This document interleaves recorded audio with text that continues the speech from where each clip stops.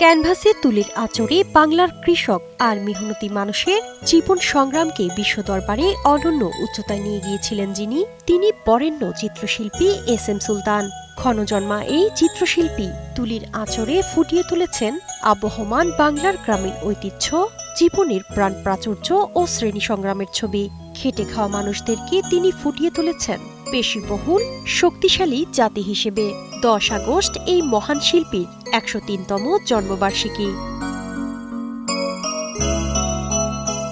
বরেণ্য এই শিল্পীর মৃত্যুর পর তার বাসভবন ঘিরে গড়ে উঠেছে সুলতান স্মৃতি সংগ্রহশালা, শিশুস্বর্গ কলেজ সহ বিভিন্ন উন্নয়নমূলক কর্মকাণ্ড। দর্শনার্থীদের পদচারণায় মুখর সুলতান সংগ্রহশালা। দূর দূরান্ত থেকে আসছেন পর্যটকরা। জমজমাট শিশুস্বর্গ। এস এম সুলতানের যে সংগ্রহশালা, এখানে আসলাম, অনেক কিছু ছবি দেখলাম। শিল্প সাহিত্যের প্রতি ওনার যে অগাধ জ্ঞান ছিল, এইগুলোর সম্পর্কে আরও বিস্তারিত জানতে আমরা মূলত এখানে ঘুরতে আসছি। ছবিগুলো যদি আরেকটু যত্ন সহকারে রাখা যেত, আরও কিছু আধুনিক সরঞ্জামের এখানে ব্যবস্থা করা যেত, তাহলে আর কি ভালো হতো।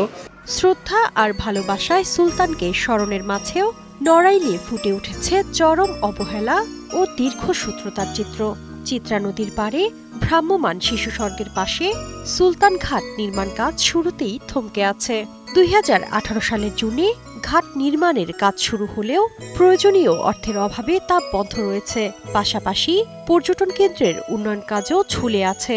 দর্শনার্থী, শিশু বা অন্যান্য বিশেষ অতিথিগণ যখন আসেন নড়াইলে, এস এম সুলতানের এই দর্শনকে অবলম্বন করে তারা এই নৌকা ভ্রমণটি উপভোগ করতে পারেন, সেইটার একটি উদ্যোগ গ্রহণ করা হয়েছে। চিত্রশিল্পে অবদানের জন্য পেয়েছেন 21 পদক, স্বাধীনতা পদক, বিভিন্ন স্বীকৃতি ও সম্মাননা সহ জাতীয় ও আন্তর্জাতিক নানা পুরস্কার। বরেণ্য এই চিত্রশিল্পী 1994 সালের 10 অক্টোবর যশোর সম্মিলিত সামরিক হাসপাতালে শেষ নিঃশ্বাস ত্যাগ করেন। প্রিয় জন্মভূমি নড়াইলের কুড়িগ্রাম এলাকায় সংগ্রহশালা চত্বরে চিরনিদ্রায় শায়িত আছেন খ্যাতিমান এই চিত্রশিল্পী। শারমিন ডিমি, বৈশাখী সংবাদ।